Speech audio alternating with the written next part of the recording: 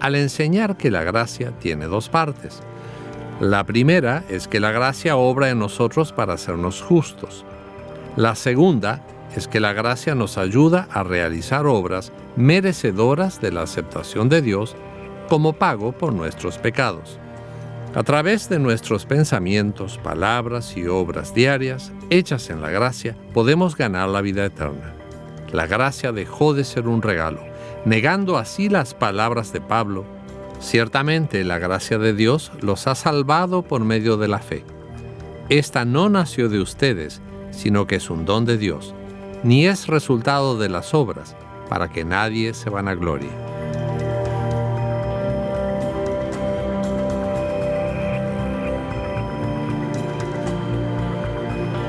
Si bien la idea del purgatorio ya había existido por un tiempo, en el año 1274, el Segundo Concilio de León declaró el purgatorio como una doctrina de la Iglesia. El purgatorio no es agradable. Esencialmente es el infierno con una fecha de finalización. Ahí no se pasa bien.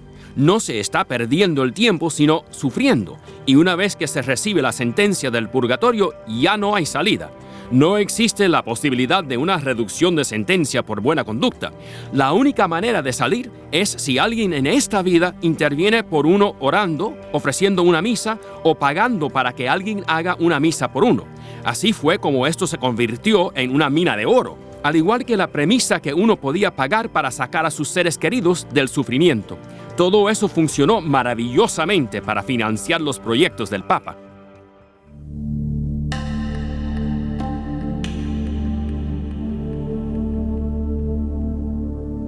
Durante el siglo XIV, un teólogo muy influyente llamado Gabriel Biel había desarrollado la enseñanza que Dios daba su gracia a quienes hacían lo que estaba en ellos, pues premiados con esa gracia, recibían ayuda para seguir haciendo las cosas que les ayudaban a recibir mérito delante de Dios.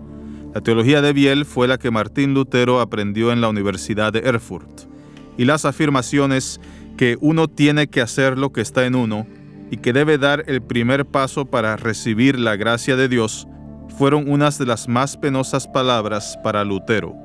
En esencia, lo que Biel hizo fue convertir el regalo de la gracia en un sistema de justicia, en el cual uno es recompensado con la gracia y aceptación de Dios según su comportamiento. Así, Dios nos recompensa con su favor solo si nos esforzamos y lo merecemos. Así es que durante los próximos 250 años, las doctrinas que habían evolucionado se fueron arraigando en la Iglesia Católica y en sus miembros. Para el 31 de octubre de 1517, la Iglesia se había alejado tanto de las enseñanzas del Nuevo Testamento que parecía que estaban leyendo una Biblia diferente, y de alguna forma así era. 4 de las opciones de traducción de Jerónimo tuvieron un impacto significativo en las doctrinas de la Iglesia.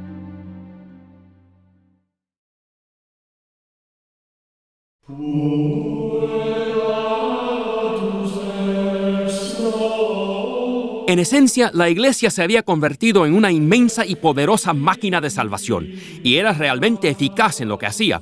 Cuando uno entraba en esa máquina, recibía la promesa final de salvación. ¿Qué había que hacer? Lo que fuera necesario. Entonces, uno iba a la iglesia y recibía un poco de gracia. Luego hacía penitencia y obtenía un poco más de gracia. Si uno hacía algo malo, iba a reconciliarse, recibía perdón y obtenía más gracia. Quizás hacía una indulgencia extra y obtenía un poco más de gracia. Así que uno siempre iba ascendiendo, y si uno se moría demasiado pronto, iba al purgatorio donde terminaba siendo purificado. Así funcionaba esa hermosa máquina, y lo increíble para quienes estaban en el poder es que era una máquina de hacer dinero, porque cada uno de esos pasos requería una transacción monetaria.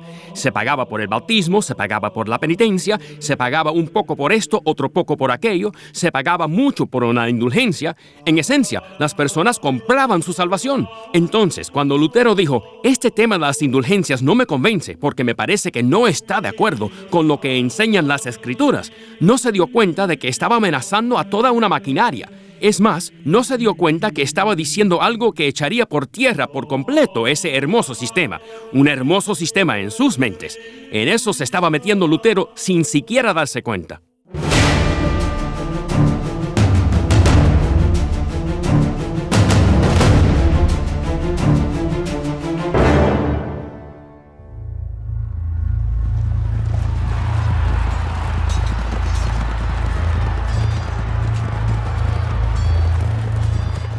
En el año 330 a.C., surge Alejandro el Grande, quien comienza a conquistar todas las tierras alrededor del Mar Negro, desde el sur de Rusia hasta el oeste de la India.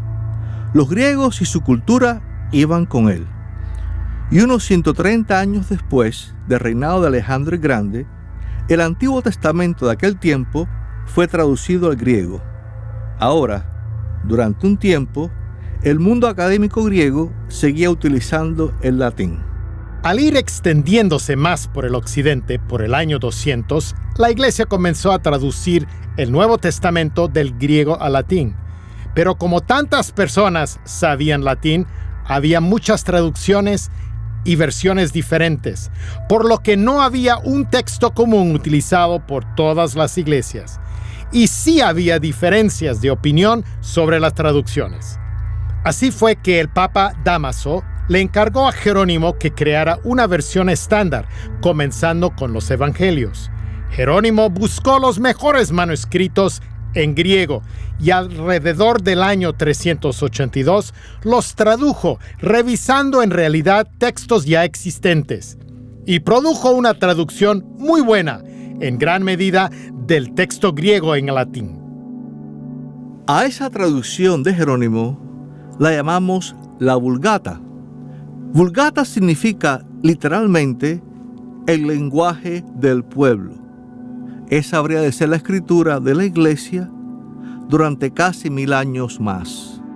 El latín que él escogió fue el que se hablaba en la calle. No era un latín académico ni pomposo, sino el lenguaje común del pueblo. Y esa fue una traducción muy útil durante mucho tiempo. Sin embargo, los errores estaban presentes porque cuando se copiaba algo, se hacía a mano. En toda traducción se tienen que hacer elecciones. No hay una perfecta correspondencia entre un idioma y otro. A veces un traductor elige una palabra porque lleva un cierto matiz, o añada un par de palabras para aclarar o comunicar el texto con más precisión. Sin embargo, muchas veces esas decisiones llevan a interpretaciones no deseadas y surgen problemas porque se eligió una palabra en vez de otra. 4 de las elecciones de traducción de Jerónimo tuvieron un impacto significativo en las doctrinas de la Iglesia. Su mayor error fue traducir incorrectamente la palabra griega metanoia, que hoy sabemos que significa arrepentimiento. En su lugar, Jerónimo utilizó la palabra penitencia. Él eligió utilizar una frase en latín que significa hacer arrepentimiento, poniendo énfasis en el acto de sentir pena. Pero más adelante ese arrepentimiento llegó a significar no solo el lamentar, sino también el hacer algo para compensar por el pecado que se había cometido. Entonces, en vez de esa actitud y cambio de corazón que expresa el verbo griego metaneo, ahora se trataba de hacer algo para compensar por los pecados cometidos. De esa manera surgió el hacer buenas obras, obras de satisfacción para vencer los pecados que uno había cometido, algo muy diferente de lo que el texto griego decía. Otro lugar en que Jerónimo hizo una elección de traducción que afectaría luego a la teología fue en Lucas 1:28, cuando el ángel se le presenta a María y le anuncia que dará a luz al Salvador. El ángel le dice a María: «Salve, muy favorecida, el Señor está contigo». El griego es un poco difícil porque es un participio perfecto. Y Jerónimo eligió traducirlo como «Salve María, llena de gracia», palabras conocidas del rosario. Entonces, en vez de enfatizar la elección de Dios de bendecir a María, al elegirla para ser la madre del Salvador, esto creó la noción que María tenía cierta gracia dentro de ella, cierta habilidad innata propia, que hizo que Dios la eligiera. Como vemos, el énfasis no fue puesto en Dios, sino en María. Y esto encaja con la noción del tesoro de méritos, que decía que en el cielo había una gran cuenta bancaria llena de gracia y que si uno le pedía al santo correcto en el momento correcto, ese santo quizás podía acceder a esa cuenta y concederle a uno un poco de esa gracia. Así es que María, la madre de Jesús, a quien todos perciben como una madre tierna, tiene un montón de esa gracia en esa cuenta. Y es mucho más fácil ir a María que a Jesús. Por lo tanto, uno le pide ayuda a María, ella se la da y uno recibe gracia en su cuenta. La traducción de Jerónimo alimenta esto, haciéndolo sonar como, por supuesto que ella está llena de gracia. Otro error que crea una gran divergencia de las verdades de la Biblia es la traducción de la palabra griega que significa ser justificado, declarado justo, no culpable. O sea que a través de la muerte y resurrección de Jesucristo, el creyente por fe no es culpable. Sin embargo, en la Vulgata, esa palabra fue traducida con la palabra en latín que tenía la connotación de hacer justo a alguien en una forma activa, corrigiéndole sus faltas. En otras palabras, la justicia necesaria para la salvación tenía que venir de otro que no fuera Jesucristo. Vendría por gracia, pero por una gracia infundida que habría de facultar al pecador a hacer las buenas obras que lo harían justo. Puede que esta bien haya sido una elección que tuvo sentido para Jerónimo al traducir, pero donde realmente cometió un grave error fue en su traducción del Antiguo Testamento.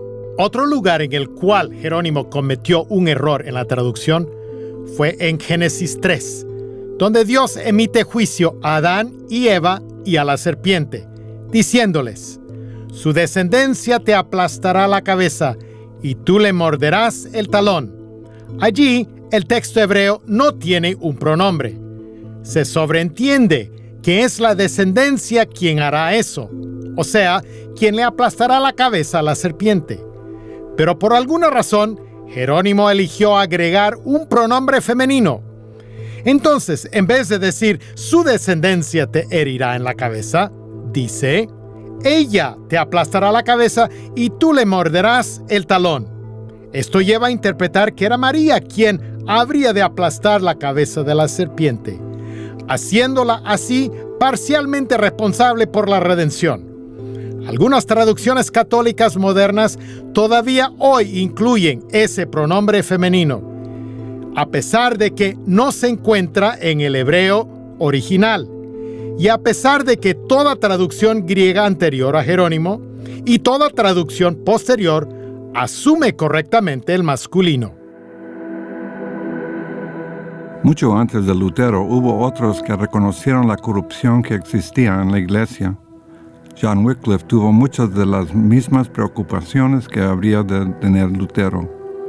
Por ejemplo, Wycliffe pensó que era muy importante poner la Biblia en manos del pueblo. Y para lograrlo tuvo personas que se dedicaron a traducir la Biblia al inglés. Ahora, ese era un proyecto muy laborioso, ya que todo se hacía a mano. Además, iba contra la ley. Ser encontrado con un testamento en inglés era un delito castigado con la pena de muerte, por lo que también era un trabajo peligroso. Pero Wycliffe reconoció que la corrupción del papado y algunas de las enseñanzas de la Iglesia de Roma necesitaban ser tratadas, por lo que buscó de hacerlo de la mejor manera posible. Así es que en el Concilio de Constanza del año 1415, Juan Hus fue quemado en la hoguera por herejía, y a pesar de que el mismo Wycliffe había escapado de ser acusado de ese mismo cargo, unos 30 años después de su muerte fueron a Inglaterra, desenterraron sus huesos, los quemaron y los tiraron al río. Tanto Wycliffe como Hus dijeron cosas muy similares a lo que Lutero diría en el año 1517. Siguiendo a Wycliffe, Lutero reconoció la importancia de poner la escritura en el lenguaje del pueblo. Así fue que traducir la Biblia al alemán fue uno de sus proyectos principales. Esto era un gran logro literario, pero las escuelas de Lutero no eran literarias, sino espirituales y teológicas. Entonces, al igual que Wycliffe, Lutero reconoció que si las personas podían leer por sí mismas lo que la Escritura enseñaba, podrían entender el Evangelio. En el sistema de la Iglesia de Roma, Jesús solo era una pieza más del rompecabezas, pero en las Escrituras, Jesús es claramente el único camino por el cual Dios salva a su pueblo. Cuando Lutero vio esto, todo el sistema dejó de funcionar. Lutero puso cada vez más énfasis en las Escrituras. Creo que se vio a sí mismo volviendo a la manera en que las Escrituras habían sido percibidas a comienzos de la Edad Media con los padres de la Iglesia en la época apostólica. Lutero contaba con las herramientas provistas por un grupo de eruditos conocidos como humanistas, y uno de los factores que más lo motivaba era volver a las fuentes en sus idiomas originales. Así que Erasmo, conocido como el príncipe de los humanistas, creó una nueva edición en griego del Nuevo Testamento, que fue publicada en el año 1516 y que Lutero utilizó en su estudio de la Biblia. Al hacerlo, notó muchas diferencias entre la versión de la Vulgata y la de Erasmo, por lo que puso un énfasis aún mayor en las Escrituras como la única fuente de verdad, pues se dio cuenta que a través de estas nuevas ediciones estaba recibiendo el texto original. Pero todos esos errores tenían que existir para que se produjera la Reforma, que fue una protesta contra todas esas cosas. Si no hubiera sido por las personas y los sucesos que habían precedido a Lutero y que existían en ese tiempo, quizás Lutero habría terminado igual que muchos otros herejes de su época que hablaron en contra de la Iglesia, quemado en la hoguera. Lo que marcó la diferencia para Lutero fue que, si bien tuvo las mismas quejas que los demás, las hizo en el momento justo. Y así, lo que hizo en octubre de 1517 se convirtió en la chispa que comenzó un incendio que se propagó por toda Alemania, toda Europa y eventualmente por todo el mundo. Es difícil sobreestimar el impacto que la invención de la imprenta tuvo en la Reforma. No solo permitió que las ideas de la Reforma se imprimieran en forma rápida y barata y que se propagaran rápidamente por todos los rincones de Europa, algo así como el equivalente al Internet de hoy, sino que también incrementó la alfabetización del pueblo, que permitió que más y más personas pudieran leer. Cada vez más personas tuvieron acceso a libros que antes no habían tenido. La obra de Lutero fue monumental para la historia de todo el Occidente, pues abrió toda clase de avenidas. Lutero desafió la hegemonía de la Iglesia de Roma y del Papa, e hizo posible que los príncipes pudieran gobernar sin temer lo que el Papa pudiera hacer. Por causa de él, el mundo político cambió dramáticamente. A partir de la Reforma, surgió también una especie de revolución científica, motivada por la idea de explorar las cosas sin miedo de represalia por parte de la Iglesia. La persona pasó a ser valorada en sí misma como tal, así como Dios la valora. Así es que las implicaciones para la Iglesia y las enseñanzas religiosas, pero también para todo el pensamiento occidental, son enormes. Tan importante fue el impacto de Lutero. En esencia, la Reforma fue un movimiento global de fortalecimiento. Allí donde ella llegaba, aumentaba el nivel de alfabetismo y honraba la vocación de las personas y trabajadores locales, al reconocer su trabajo como algo honorable. Por otro lado, ponía a la religión en su lugar con la teología de los dos reinos, permitiendo que las naciones florecieran. La Iglesia de la Edad Media, de la cual Lutero formaba parte, se había apartado tanto de las enseñanzas de los apóstoles que se hallaba enterrada bajo muchas capas de prácticas, reglas y obligaciones. El Evangelio había prácticamente desaparecido. Estaba en algún lugar, pero era muy difícil encontrarlo. Lutero ni siquiera lo conocía. Así es que cuando Lutero lo descubre, o como alguien dijo, cuando el Evangelio descubrió a Lutero, se dio cuenta que no se trataba de lo que el hombre hace para ganar el favor de Dios, sino de lo que Dios hace por el hombre. Y cada vez comprendió más lo que Cristo en realidad había hecho, lo que Jesús había enseñado y lo que Pablo predicaba. Que no se trata de lo que nosotros hacemos para ganarnos el favor de Dios, sino de lo que Dios hace por nosotros. Y casi no lo podía creer. Dijo que fue como entrar por las puertas del paraíso luego de haber nacido de nuevo. Estaba sumamente entusiasmado, al igual que el resto de las personas que hasta entonces habían vivido agobiados bajo tantas obligaciones, reglas y exigencias. Ahora, al escuchar el Evangelio, podían ver la diferencia. Sus vidas fueron transformadas. Las cosas cambiaron. Y eso sigue sucediendo todavía hoy. Es el mismo mensaje que Pablo enseñó y que Lutero revivió y nos dio, que nosotros simplemente recibimos la gracia de Dios. No hay nada más liberador que darse cuenta que uno no tiene que ganarse el favor de Dios, sino que Él nos los da por gracia. Ese es el Evangelio y esa es la herencia de Lutero. Eso es lo más grande que hizo. No nos confundamos con todo lo demás. Su mayor regalo fue simplemente traer una vez más el Evangelio para que todos recibamos la gracia de Dios. Solo por la Escritura, solo por gracia, solo a través de la fe, solo por lo que Cristo hizo. Ese es el mensaje de la Reforma.